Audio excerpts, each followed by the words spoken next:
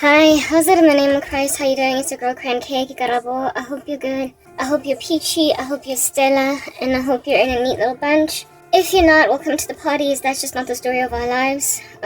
Yeah. Oof. Okay. I'm under attack.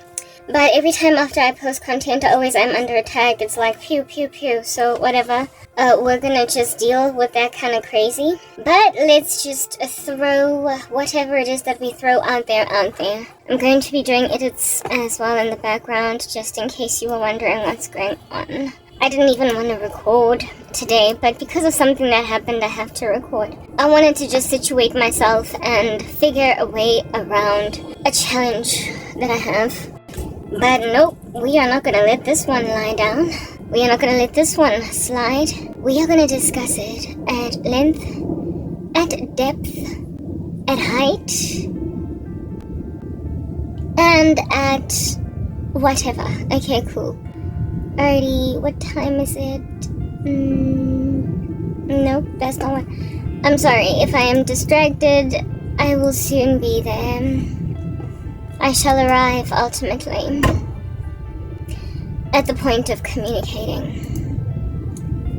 Alrighty, okay, it's kind of warm, so I need my wearing device.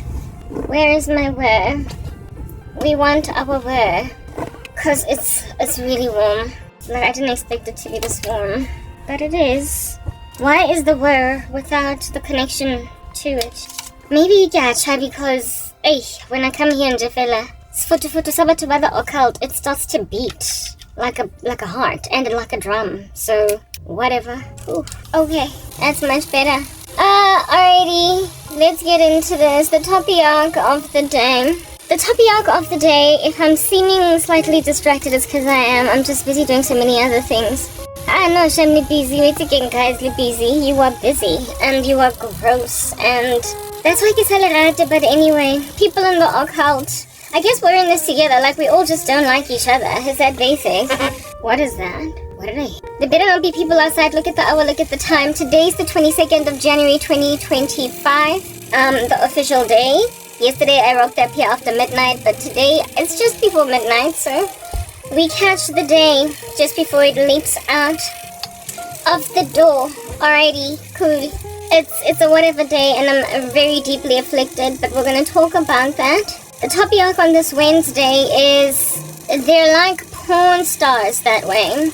I wanted to lengthen the topic, but I was just so, I was not feeling it, so I was just like, whatever. They're like porn stars that way.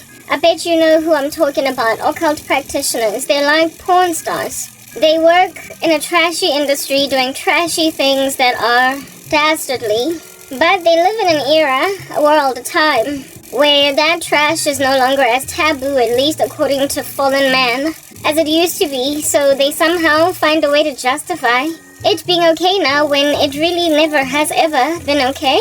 It's just that the times have gotten evil, and so now your industry and your trade looks a little bit better, but it's still trash. Like, it's literally still trash. Yeah, type establishment thing. Occult practitioners are like porn stars. They're like porn stars even that get married. Like, they proper keep having sex with other people in the name of it's just a job.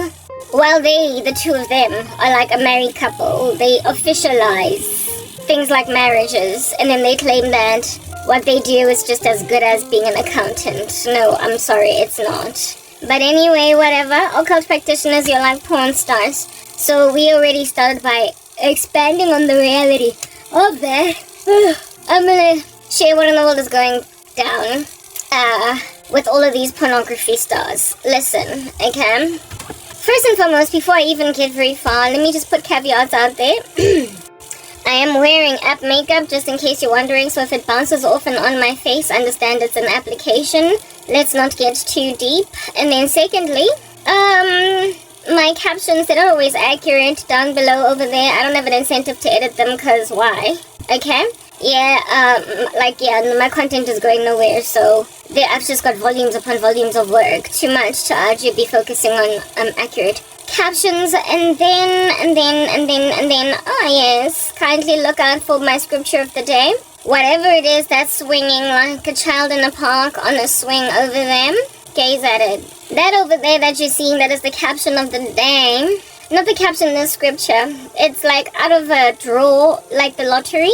I just decide after the act while I'm editing what it's going to be, and so I hope you are edified by it. It probably is going to be linked to the thing that I'm talking about, so I hope you enjoy the swinging scripture over there. Okay, cool beans and bananas. Right, let's just get straight into this. Look, my body's weak. No, not because I haven't eaten or because that's just what happens when people's bodies get weak or whatever. My body is weak because I'm under attack because people flood to my content as soon as I post it. And then they just go back to the crazy drawing board because, like I said, they're porn stars and they would love to imagine that what they do is cool, it's neat, it's wonderful because it pays the bills or whatever. And because they live in 2025 and every crazy person on the planet says, do you, girl, it's your job and we don't judge you, they think they're good. Except deep down inside they know they're nasty. They know they're malevolent. They know that they can't carry on like this. They try to justify what they do. It's the reason why they don't have friends outside of the industry. It's the reason why they don't have regular female friends. They have each other only because they help each other get over the fact that they are prostitutes in front of televisions. Yeah, occult practitioners are like that. They got each other and they comfort one another in their trash. And they live in 2025 where everybody's like, oh, witchcraft is not that bad. Like, really and truly, there's like a good side of it. And there are people out here that can really kill it. And it doesn't really have to be all strange and nasty. It's not what it used to be. Do you, porn star? Do you? Okay. Now that we've put that out there, let me let you know what these porn stars have done. Okay, I probably didn't even want to come and record today. But I'm here. I should just rather sleep, but you know, I'm dealing with porn stars, so there's no rest over there. Mamilangne, guys. I really don't want to be long, but if I am, it is what it is. Let's just deal. I get some words along. The other day I spoke about how it is that y'all should probably stop using witchcraft because you're active saboteurs. You're active saboteurs. You just sabotage and sabotage and sabotage and sabotage. I'm so tired. I'm so tired. You just sabotage and sabotage and sabotage, right? And you spend so much money. You sabotage and you sabotage and you sabotage and you spend so much money on the sabotagey stuff that you do that really and truly it's worthless to use witchcraft anymore. Oh, porn star. Because what's the point of paying a sangoma if you're gonna get your hands dirty and commit crimes anyway? You know what I'm saying? Like, just commit the crimes. Like, spend your witchcraft money on kids' school fees. And then maybe even take yourself on holiday. And then pay a bribe to the police. And then pay somebody to ignore your call, the calls of your victim. And then take out a whole chunky 10K to get some thief to steal from your victim. Pay another 30K to get a contract assassin to kill your victims. Because literally over and above using spells, you also get your hands dirty. So just get your hands dirty and stop wasting time on this unreliable source, this unreliable form of manipulating things. Like, just be criminals. Because it's cheaper. It's literally cheaper. Because you already are criminals. You already are active saboteurs. You're paying actual people big money in order to sabotage the people that you use witchcraft to harass. So just hire an actual assassin and stop paying the sangoma that are unreliable to do human sacrifice rituals. Stop stabbing stupid mirrors in the occult. Like, Papa, you're dumb. Stop stabbing stupid mirrors. Stop chaining people in voodoo dolls. Stop pricking them with little pins and satanic magic. Stop paying Nana Kwaku. Stop going all the way to Ghana to pay him. Stop. Because after you visit him, you then also push a person off a cliff.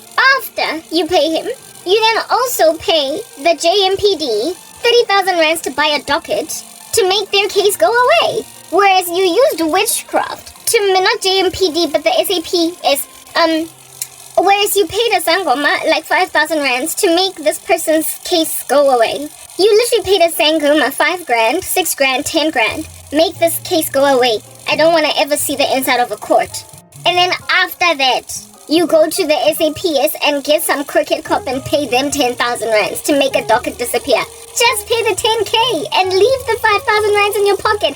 It's that basic because you are so involved in sabotage that it's maverick spend, I'm telling you. It's just a waste of money to use witchcraft. It's a waste. Take my advice, guys. I'm your financial advisor today. I'm many things. Other days I'm a psychologist. Other days I'm a doctor. Other days I am a dermatologist. Other days I am a life coach. Other days, today I'm your financial advisor. Today I'm saying you are spending money on sunken costs. Your expenditure is redundant. Just invest either in witchcraft or in crime. And since witchcraft is crazy unreliable, you can never ever know if it's gonna work. I'd rather just choose crime, because at least with crime, you can make sure walk over this person that you've shot from the back of their head. You can walk over there and check if there's a pulse. You can even maybe just cut their head off to doubly make sure that they're dead. You can take their body and bury it in a field, somewhere very far away where nobody's gonna find them. Yeah, then in that way you can sleep easy at night knowing that you can rest easy, knowing that this individual that you committed these abominations against, is not coming back. Y'all are frustrated, Ngami. You are fra. Me, I need to go and put my pillow there to just protect my background. Yeah, right now, Lefra, guys, Lefra, I dream about you, Lefra.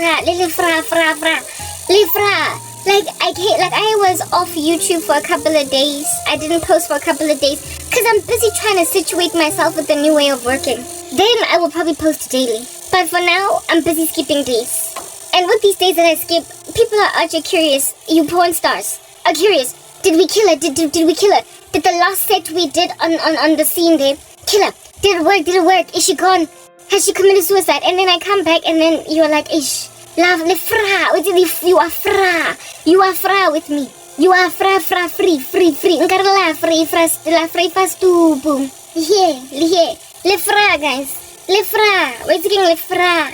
You are miserable nar and fra. Because, lefra. I disappear for 3 days and you think maybe she's dead, maybe she's not, maybe she's dead, and then when I do come back, your frustration.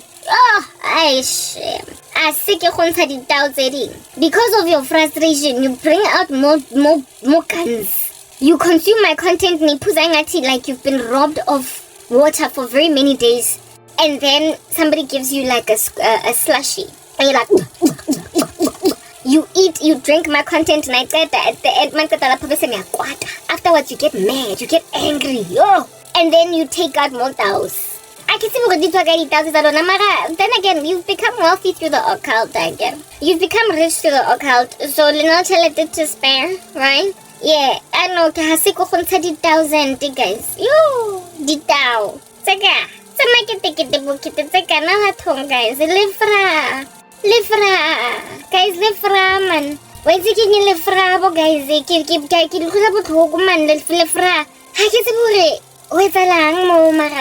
just feel as if one of two things can happen here, porn stars. Quit the industry because it's not killing it for you. Or just come out to your family that you're not actually a social media personality or a porn star. Because I get a la panta. Porn stars that feature their trade. Like some chick actually be walking with her dad in the mall. She's actually walking with her dad in the mall. And then somebody's like, can I have your autograph? I love what you do. Yeah. Dad is like, what? And the daughter's like, no, Dad, I have a YouTube channel. I don't want you to know because, you're strict. And then like, your father then thinks you're a little mini celebrity somewhere. Until somebody rocks up and is like, can I get an autograph on a DVD? Yeah, hard knock porn. Like, and then next thing your dad is like, my daughter is a porn star. And he's crying or something. But what did I do? Where did I fail her? You're like clandestine, secretive porn stars. You're like porn stars that don't tell your family members and your friends that that's what you do. Until some freak is like, yo, mina ngikubonile. Or until one of your family members out here in a triple X site is like, oh, that's my cousin. You try to hide the thing that you're into. And because you try to hide it, your lives are just really uncomfortable. You know what I mean? Your lives are very, very uncomfortable. Your lives are very uncomfortable, so just come out of the closet and be free as a bird and call yourselves what you are. Like, be exactly what you are. You're like porn stars in the closet in the sense that you try to hide that you're witches from people, or you're, no, not witches, but you try to hide that you're criminals. Witchcraft is your smokescreen. It's the thing that you use to hide that you are gangsters, that you're criminals, that you are hard knock, prolific, drug trafficking, genocide doing, home burglaring, raping criminals. Like, you are gangsters, like all of you. But you hide behind the veil of an honest life. Yeah. You hide behind the veil of being just a mom, just a dad, just an uncle, just a cousin, just an employee, a colleague. But you're gangsters. You would make Pablo Escobar abashed, shy, because of how he had to go into hiding. He had to basically keep running away from the Colombian law enforcement. He had to keep running away from American law enforcement, like the DEA. The guy he was just always in hiding. But you, like broad daylight, like you're perched on a roof and everything. You don't hide. You're not behind any smoke screen, like at all. You can go to work every day, come back home. There's nobody that has a warrant of arrest for you. And so because that's who you is, because that's who you be, it's really hard for you to be Pablo Escobar for real. Because Pablo does not have, like, your liberties. He doesn't have your roaming rights. He doesn't. Like Pablo Escobar, when he was wreaking havoc when he was alive, he couldn't even enjoy his money.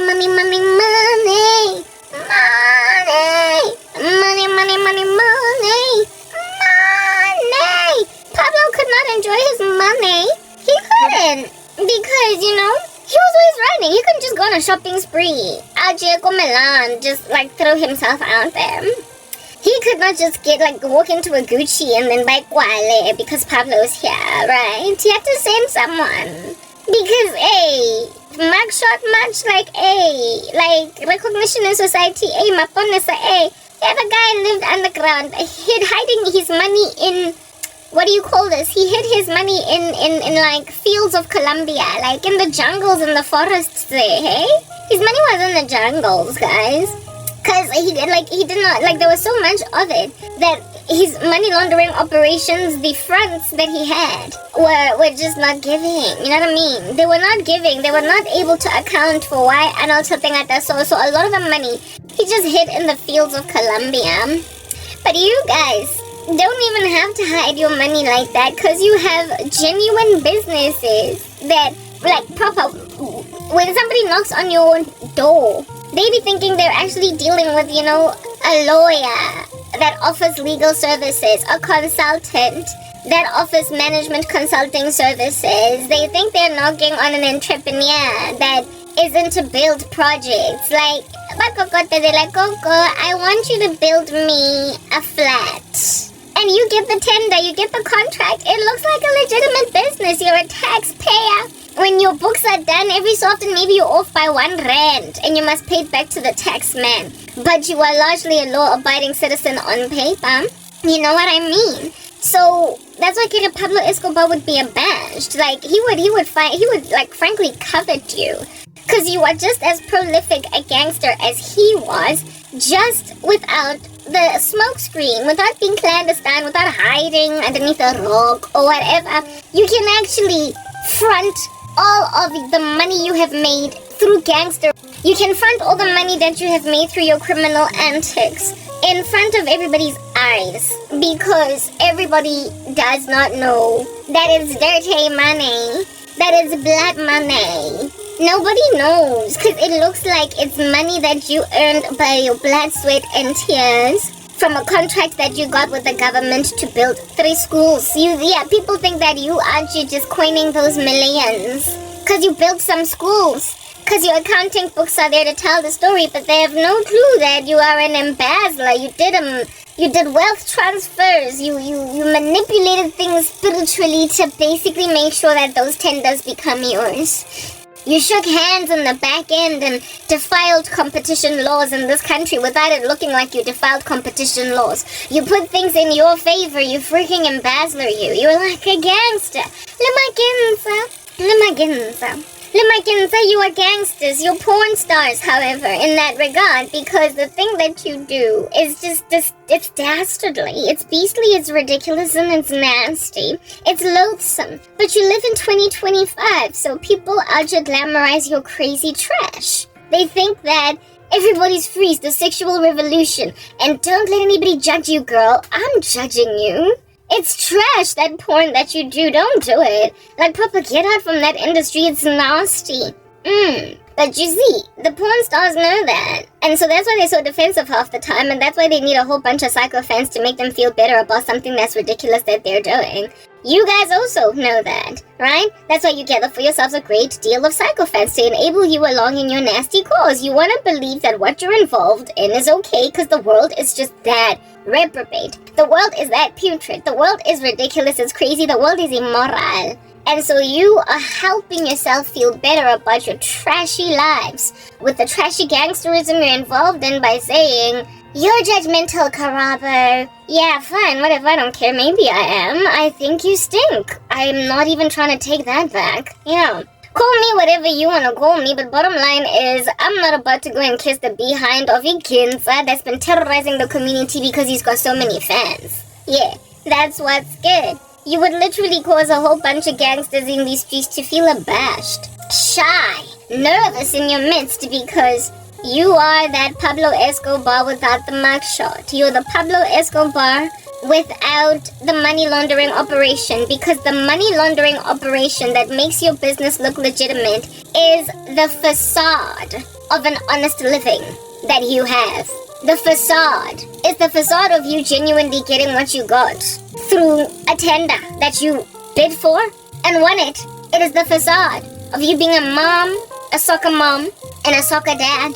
It is the facade of you being a doting uncle, a beloved cousin. It is the facade of you being a big sister.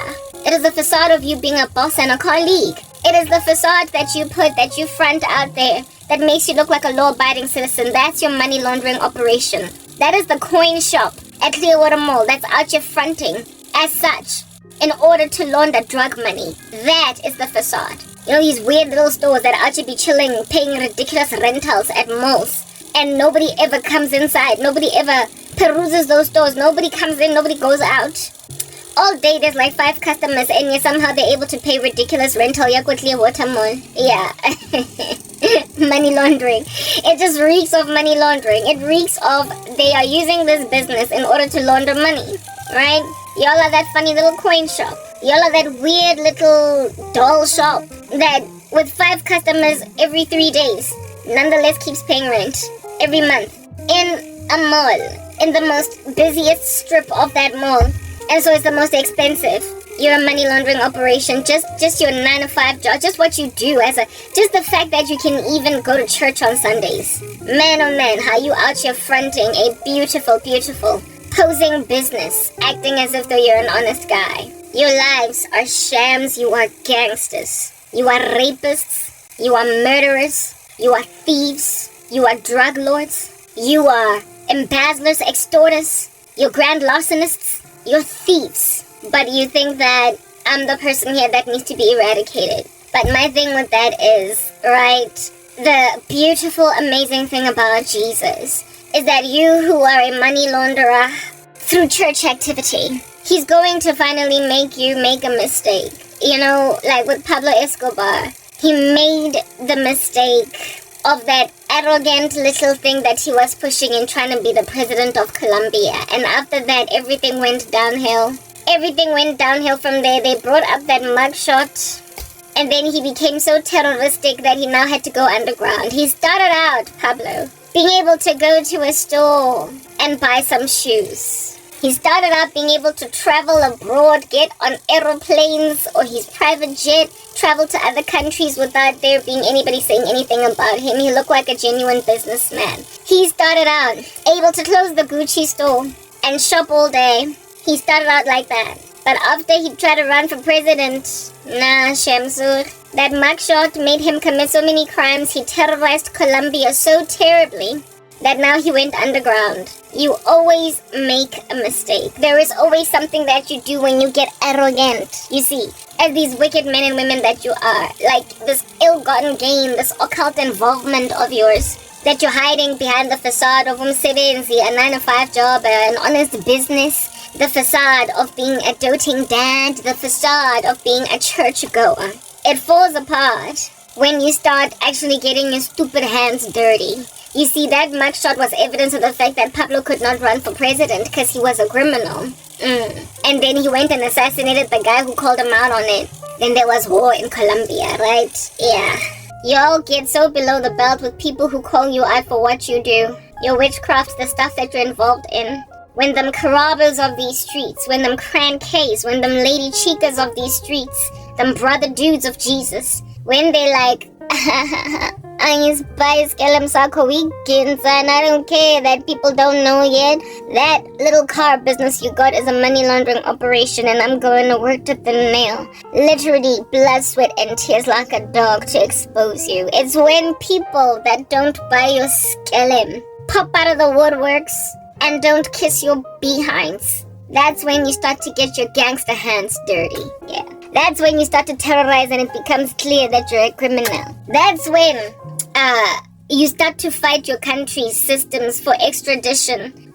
Extradition never outlawed. That's when you start bribing presidents, putting them in your pocket. That's when you start killing anyone that doesn't agree with you. That's when you start committing actual crimes. That's when your money laundering operation is no longer necessary. Because everybody knows you're a drug lord. Because now all of Colombia's law enforcement, all of Colombia's accounting firms have been hired now to audit your company's books, because now you're being scrutinized, now you're being looked at, because why in the world are you living in that villa, owning just a small little coin shop? Come on, it's a business, we get it, but don't nobody own that kind of house with that kind of business. Yeah, it's when auditors come and they go through your books, try to figure out where does all this wealth come from. It doesn't make sense. We don't understand it. And now with that kind of scrutiny, you are just dealing with a Diddy exposure. Because all that it takes for a wicked man or a wicked woman to get called out for the dirt they are is for them to get so arrogant in getting away with murder for so many years that somebody will rock up that's not a sycophant, that's onto them and be like, no thank you. I'm not going to be eating any hors d'oeuvres. Don't hand me the entrees. Do not give me champagne. I'm not interested in caviar. I'm just here to let you know that I'm onto you. And I don't buy your skellum. Thanks for inviting me to this little ball, or whatever you want to call it. I just came here to see what you're about and what everybody's like hyped up about, but I'm not quite taking what it is that everybody else is taking from you. Whatever you're selling, I'm not buying it. When then a person who is not your doting fan, worshipping at your feet, calling you Messiah, when an individual like that rocks up out of nowhere and then says, whatever, thanks for inviting me though, but I won't even be eating your hors d'oeuvres. When somebody like that rocks up, that's when you then start to make like Pablo Escobar and arrange their assassination. That's when you start to arrange the bombing of certain locations in your country. That's when you start to become a terrorist. That's when the president of the country that is then put in office refuses to capitulate to you and then allows for extradition to the US. That's when you start to basically lose your entire team. That's when everybody starts to know of you as a criminal. Because deals don't work. You remember with Pablo Escobar, that whole thing with La Cathedral, that random weird wannabe prison that he built? He's still messed up over there and killed. Because, proper, when people don't kiss your behind as a person that is entitled to crazy trash and to continue to proliferate that crazy trash on the planet, in the streets of the planet. Yeah. That's when you start to basically get over the fact that you gotta maintain some kind of an outward appearance of grandiosity. You have to maintain a squeaky clean image. Because after all, your money laundering operation is dependent on you looking squeaky clean. Squeaky clean. You lose your minds because you feel entitled to the world's worship. You lose your minds, therefore, because the one person that doesn't worship you makes you commit physical crimes. You get your hands dirty. You put your fingerprints on things. You touch walls and everything with your bloody palm. You basically put smoking guns over bodies that you've killed because you're running after, gunning for this arrogant buffoon that has the brazen audacity to not worship at your ugly little pornography feet. You're like porn stars. Like, Papa, that's exactly what you're like. Witches. And just like porn stars in the closet, whose families don't know what they do, somebody's gonna actually tap on your shoulder in the mall right next to your mom and dad and say, I'm a fan. I swear a DVD. It becomes clear that you're involved in this worthless thing. It becomes evident that your cars are not really your cars. They're wealth transferred. It becomes clear that your houses aren't your houses. It even becomes clear that that unfortunate woman that is bereft from your indiscretions is not even truly your wife, because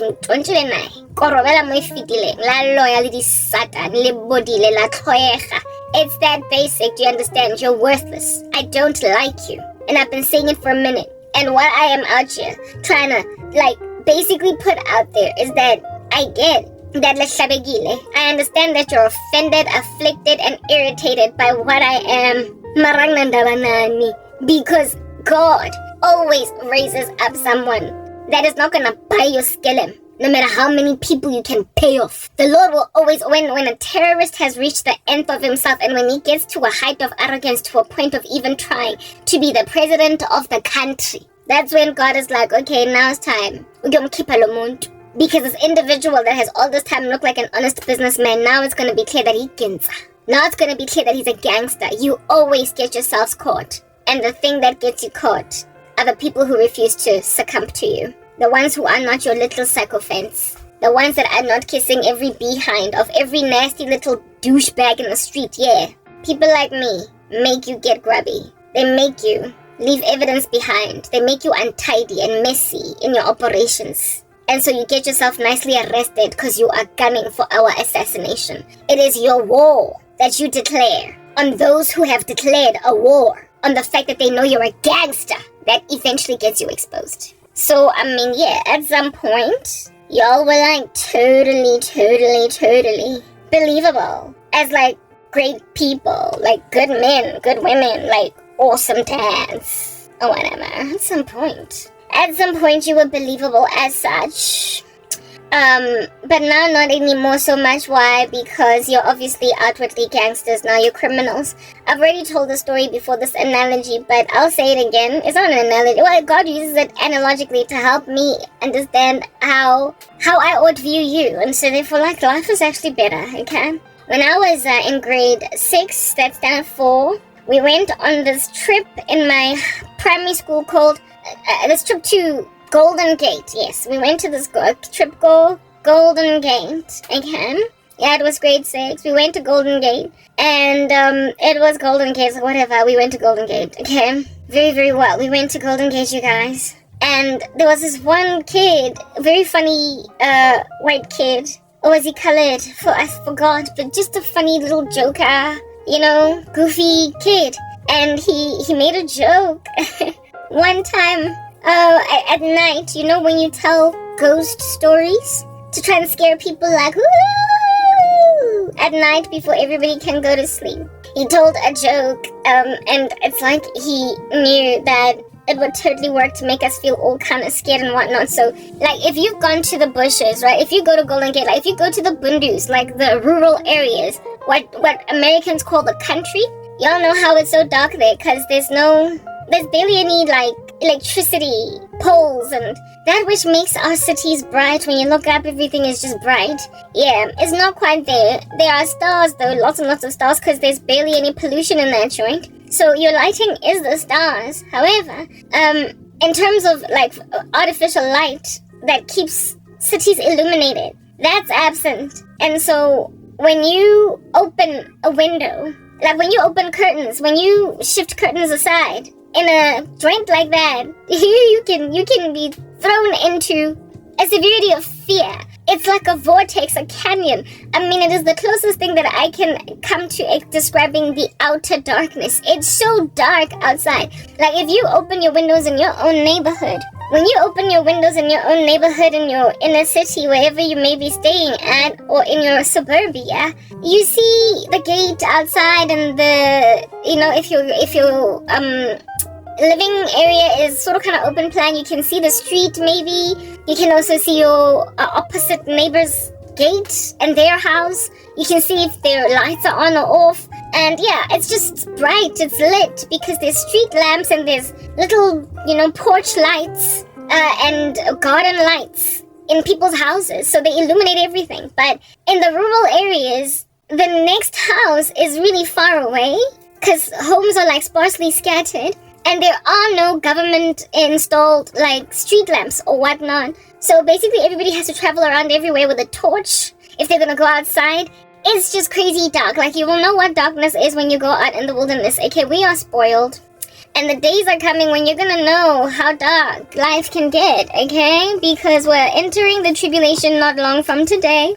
And that tribulation, there's not going to be electricity in some of y'all cities, and you're going to know what it's like to live a jungle life, okay? A jungle life, a rural life. It's coming. But anyway, whatever. Don't nobody want to believe me, but we're getting there. Again, yeah. But we were at this particular juncture, we're at like not jungle gym. That too. There was a jungle gym. But what I wanted to say was, Golden Gate. We were at Golden Gate, and Golden Gate is there at Golden Gate. You know where it's at, okay? And it was like super dark everywhere. No street lights. It was in the bush bundus. And the lighting of the premises where we stayed was inside, not outside. There was nothing illuminating the outside. And the dorm rooms of the girls, well, it was girls' dorms where the girls slept, but the boys could come in before lights out. We could all interact with each other, but at lights out, everybody, of course, had to separate, right? Yeah, type set up things, so that's why Nolan was there. This black boy. And I remember now, it wasn't Nolan, it was Neil. It was a white boy, okay? Nolan was the one from Winchester. From Mayfair Convent, sorry. It was Neil. It was a boy our age, our peer, Neil, that told this joke. But it wasn't a joke, except it was a joke. It was jokey in a very unjokey way, almost dry, like satire. Anyway, whatever. There it is that it's night time, first night that we're at Golden Gate, and we go to the windows to look outside, where, like in our dorm rooms. We had seen the outside in when we were brought into this place, but we had not seen from the inside out. Yeah, we open a window, we open curtains, and you guys, out of darkness, in that place there will be weeping and gnashing of teeth for all of eternity, and the smoke of your torment will rise forever. I have never seen so much blackness of night outside of a window. It was so eerie. It was so eerie. It was so crazy eerie. We opened that window, and as the girls, we were like, ah! We screamed only because it was literally pitch black. It's like the windows had been painted with black paint so as to not see anything outside, but it was not so much paint, just the fact that it was that dark. Yeah, I'd never seen anything like it, okay? Yeah, so while we are there busy talking about, oh guys, it's so dark, the windows must always be closed, the windows must always be closed, and guys, don't open the curtains at night because you're gonna, like, you don't know what you're gonna see out there. Apparently there's like a ghost in this place that hovers around, and if you open a window, it's just gonna pop in front of you. It's just gonna, like, this ghostly woman that died in the mountains over there, it's just gonna, like, pop. So don't open the way. Yeah, we basically started spreading urban legends because of how dark it was outside. Okay. And then in comes Naughty Neil, and he's like, you guys, it's like that. I was told a story by the matrons. He basically lied and said that the people who work there that make the food and whatnot told him earlier when we were having lunch that at night he must be very careful, they must be careful, everybody must be careful, he must warn all the other kids. And we believed him. He must warn all the other kids that there is a lurking presence. So he starts there. He starts and tells us about this lurking presence. He was like, guys, they call it the window viper. They call it the window viper. Apparently there's something called the window viper that lurks in these streets of Golden Gate. And you must always stay away from the windows. Because if you open, you're going to see the window viper. And he started to tell us about how it is that one night, he started to tell us, and we're like all trepidatious. He's like, one night, the window viper came. Sorry. And he's like, one night, I had to open for the cat. My life, okay, whatever. He's like, one night, the window viper came. And what the window viper does is that they come here and they scratch. He scratches at your window. He scratches. What's it? I can't remember. The reason why I'm using a colored accent is because I just remember it being spoken, like communicated via a colored guy. But maybe it was a white dude. I can't remember. But it was some kid or dude. He's like, the window viper comes and he scratches. Hey, no. He's like, the window viper comes and he scratches. Hey, no. He's like, the window viper comes and he scratches at your window. And if you open, he's gonna come in and strangle you. So one time, this one lady opens the window right here in this neighborhood. And then she opens the window because somebody scratched at the window. And she's like, And the window viper, she runs away. She's like, it's the window viper. And she runs away. The next day, another lady hears a scratch. I'm not opening. And she runs away. The third night, this time around, it's another very brave lady. Here's the scratch on the window. And then she decides to open the window because she's brave and she's going to consult and she's going to confront the window viper. And when she opens the window viper, she hears the scratch. The first lady hears the scratch here, and it's like, I am the window viper. And she runs. Second lady, I am the window viper. And she also screams and runs away. But the third lady, she's brave, and she hears the scratch on the window, and then she hears, I'm the window viper. And then the window viper, and then she's like, she opens the curtains, and we were like, what happened? And the stupid boy is like, and then the window viper was like, I am the window viper. I've come to wipe your windows. I mean, listen, you had to be there, okay? Like, the story is actually, it was a lot better told by the kid. I can't even remember the details of it, to a point where I'm even confabulating, but after he told that story, we laughed, right? We were scared in the beginning of the story, but in the end, we came to learn that the window viper was a window wiper. But the first lady ran scared, the second lady ran scared, and the third lady was like, hi, Suga, I'm gonna go check this out, only for the window wiper to basically be like, I am the window wiper, I'm here to wipe your windows. But at first he was like, I'm the window viper. It sounded very scary. The Lord describes these occult people to me as the window viper.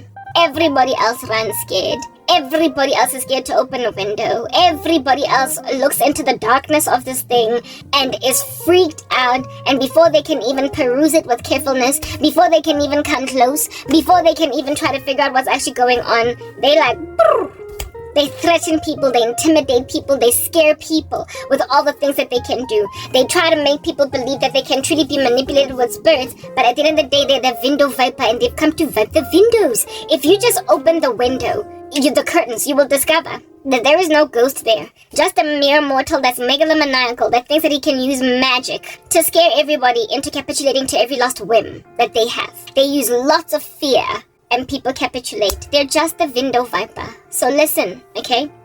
Window viper / porn stars. Mamilang. Evidence of the fact that your little window viping is nothing but just window wiping is the fact that you have to turn to crime. You have to turn to actual physical crimes when you're dealing with people that don't buy your skelem. When you're dealing with people that don't run away when you say, I am the window viper. People who don't get close and investigate. You basically succeed with them all these years to make them feel like, yo, I know. Until God raises up a saint. Until the Lord raises up Christians, okay? And the body of Christ is the bane of the existence of occult practitioners to a point where we make you commit physical crimes. We make you commit such heinous acts that you eventually get investigated, you idiots. You eventually get investigated for all other things. You get called out on all the nasty things you did because of the mission that you are on to bring low the one person that is not kissing your you become so criminal in so walking in that one mission that everything else of yours comes falling apart. It comes crashing and burning because, like I said, you leave a smoking gun. You leave fingerprints. In your pursuit of saints, you incriminate yourselves. You hate us, but I hate you too. There are other Christians that might want to be a lot more cordial in communicating with you, talking about you, but I despise you. Yeah.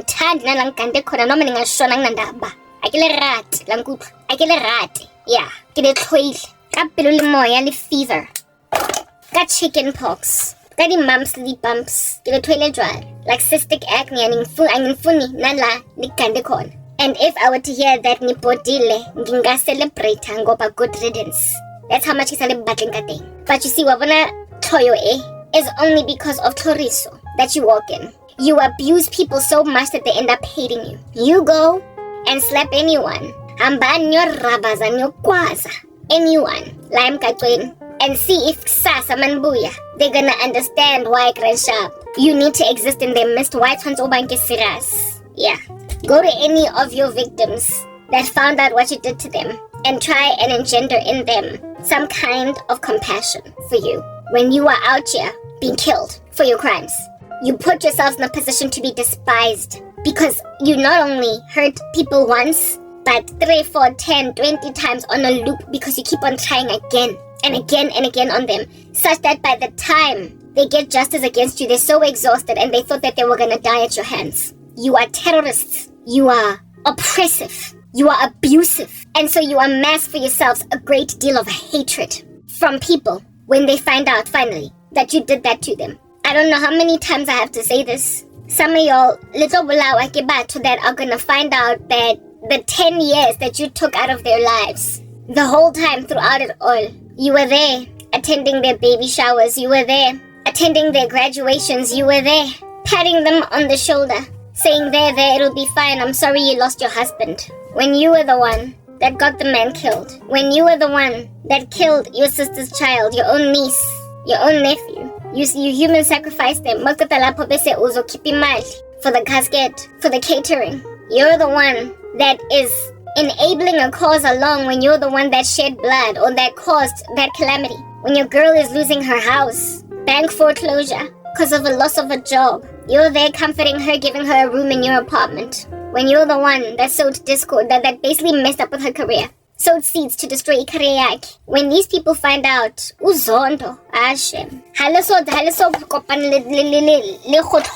You have not been met yet. No zondo angoba. So far, you've got nothing but psycho fans. So far, people out here are kissing your behind because you appear so altruistic, right? You appear so giving, so philanthropic. But people, when they find out why Grandshap you were willing to part ways in 25,000 rands one funeral, when they find out that the reason why you did that was because the muntu shonile, the person osimfihlayo, the one wako orimulowarang, obulailwe kwena, 25,000 is gonna turn into dust in your mouth. People are about to find out that you destroyed impilo zabo. And so, like I prophesied last year, abanye benu nobulalwa ngama victims enu because they're gonna find out that you were busy and you will have stolen, like, look at my life, like a whole decade. You will have stolen, like, hebatung munna ka fela o felletseng bana. You will have stolen a whole career, a degree. You will have shattered people's lives. Lapo dlaleja life man katalapo made yourselves donors to your victims. Tatalaran to 20,000 and then you give them back 1,000. They're gonna find that out. And when they do, some of y'all are going in the ground for that. And people are gonna be prepared to wear orange to deal with you. They're not gonna care when they're sitting in Sun City. They are going to literally be like that, reclined in their prison cell, in their cell, balaso, whistling every day, as they're spending the rest of their lives there because they felt like they had to take you out. That's what's coming. Because it's about and then now I'm just a pin drop in the ocean. Ugunzonda gwam of you. I'm not unique in my feelings. It's just that I know what you've done to me. I have understanding. I have knowledge. Ngiyabona ukuthi niyenzani izingisha angimthandi. Hayi ke lebona ke bona fela batho ba tshireyaneng hampe botlhoko. All they do is porn 24 hours a day and they try to justify it. Le sebeletsa industry engwe ya nyoko. La nkutlwa. Le tsetsa ka tlhoriso and oppression. It's what you are. So nyanzonda. Ngenhliziyo yami yonke. Akhe le rat. Mara ona le batho in your lives that are still in your lives because they don't know what you did. That's why leng patla ke tlhoka fetse except the thing that's coming, the boulders that are about to go down the mountain. Di tlotla whether or not ke phela. Whether or not Karabo is here to live to tell the story. See the days come to pass. Where it is that nyokitwa nonke ngamabhunga wenu amatswape butt naked emgaqweni lana. Yeah, lobonwa. With flashlights, everything on your mooning behinds. Whether or not Nyapila is irrelevant, bottom line is that day is going to come. Nyokitwa, with or without my prophecies, Mina, I'm just a messenger. It is not incumbent upon me sharing this message that these people are going to get set free. No, it is the fact that God is going to open this can of worms. And you're gonna be found wanting Nyokitwa. Eric Wiziking, let me just let you know how this is gonna go down, okay? Yeah. Since you think that by killing my ministry, killing me, destroying me, eliminating me, you think Uguti, this is how this is going to unravel. You think that by making me slip through the cracks, that nobody's gonna find out who la lawyer. Guys, you know what? I keep repeating myself. You're full of sabotage, man. You came at my content idea. You came at my ability to do lomsebenzi. Like di features tsaka kaofela leng block leng photo le batla hore ke thole mara lontshiwa so aribue. Let us talk about how it is that you idiots are going to be brought low. Nyokitwa ngamatswape nabanye benu nozohlazwa kabuhlungu kabi ngoba nisibiza abazalwane, nizibiza abazalwane. Look at the elder. Look at you go. A pastor. That's you. Hey? Yeah. You run a Bible study, boy. Mara unloile congregation kaufel. You are an infiltrator. That's all you do. Krishap, you even joined the church for no other reason but to sow discord in the